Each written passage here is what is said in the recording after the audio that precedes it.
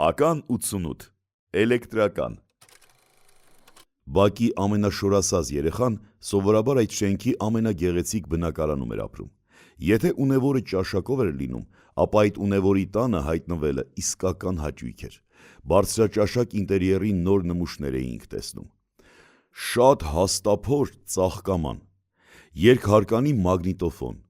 բոյով վինտիլյատոր, կաշվից խոլ, դեկորատիվ բարձեր, պտտվող շկատուլկա։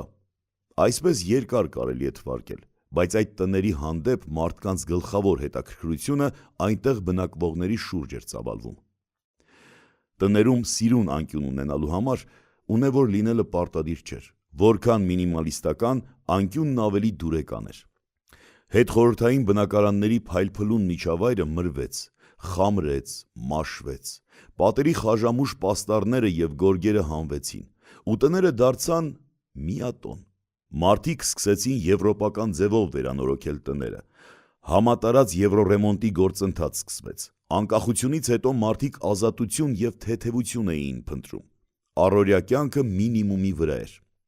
Արտերկրից բերված ժուրնալների ու կատալոգների միջոցով իմանում էինք, թե աշխարհում ինչ է կատարվում, թե աշխարհը որտեղ է, մենք որտեղ ենք։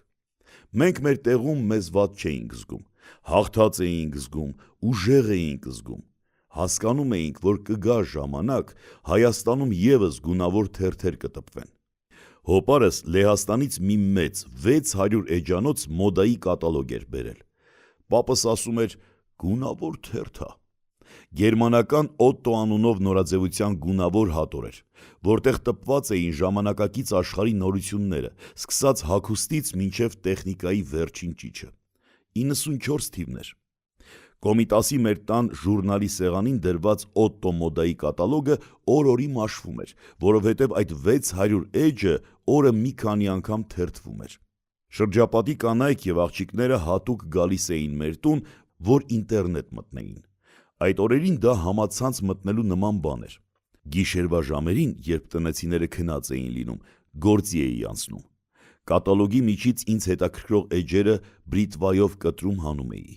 Ներքնազգեստով կանանց նկարներով էջեր, թանկանոց մեքենաների, գեղեցիկ զարդերի, վիդեոմագնիտոֆոնների, հետաքրքիր աքսեսուարների և այդպես բազմաժանր հետաքրքրաշարժ էջերը հանում էի։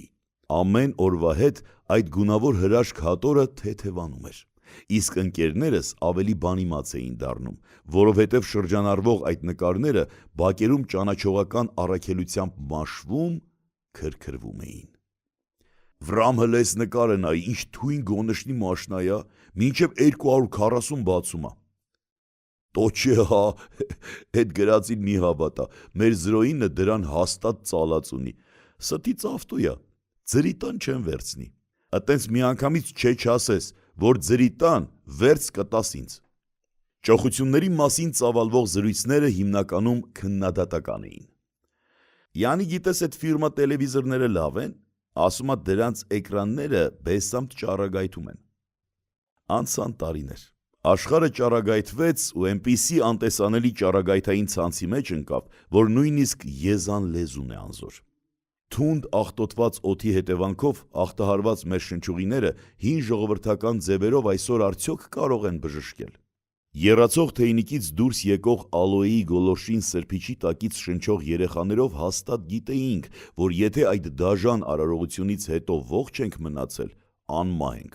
իսկ եթե մատին փաթաթած բինտով գոնե մեկ անգամ մեր գլան նշիկները մաքրելու փորձեր էին արվում, ապա կյանքի յուրաքանչյուր իրավիճակի համար մատի փաթաթան ունեինք։ Լավ,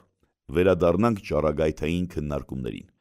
D վիտամինի կարևորության մասին անտեղյակ հին աշխարհի արևապաշտ մարդկանց մտքով հաստատ չէր անցնի, որ կգա մի ժամանակ, և արևի ճառագայթները կառավարելի կլինեն, կզսպվեն և կիլովատերի տեսքով տարբեր կայաններում կպահեստավորվեն։ Արև աստղը բոլոր ժամանակներում երկիր մոլորակի լիցքավորման կայան է եղել, բայց այսօր այն բառի ամենապատկերավոր իմաստով զարյադչնիկ են դարձրել։ Այո, մի մեծ լիցքավորման սարք, որն օրիգինալ սարքի նման անխափան աշխատում ու գրեթե ամեն ինչ է լիցքավորում։ Արևից ստացած էլեկտրաէներգիայով լիցքավորված հեռախոսից հաղորդագրություն եկավ։ Ձեր պատվիրած էլեկտրոմոբիլը տեղում է, կարող եք դուրս գալ։ Այսօր էլեկտրականությամբ աշխատող յուրաքանչյուր սարքի մեջ արևի մասնիկ կա, բայց լավ է մեր միջի արևը չկորցրինք։ Եվ չենք կորցնի, եթե մանկության նկարչական ալբոմներում մեր նկարած արևները հիշենք, թե ինչքան պայծառ էինք նկարում, և եթե մեր սիրելի արևին շարունակենք մանկական աչքերով նայել, արևը շատ պայծառ կլինի և երբեք չի խավարի։ Տղեկ, 96 թիվն ա, խոսքս հիշեք, մի օր Հայաստանը արևից լևի լույս ա քաշելու ու մեր շենքի կաբելը էլ չի խփելու։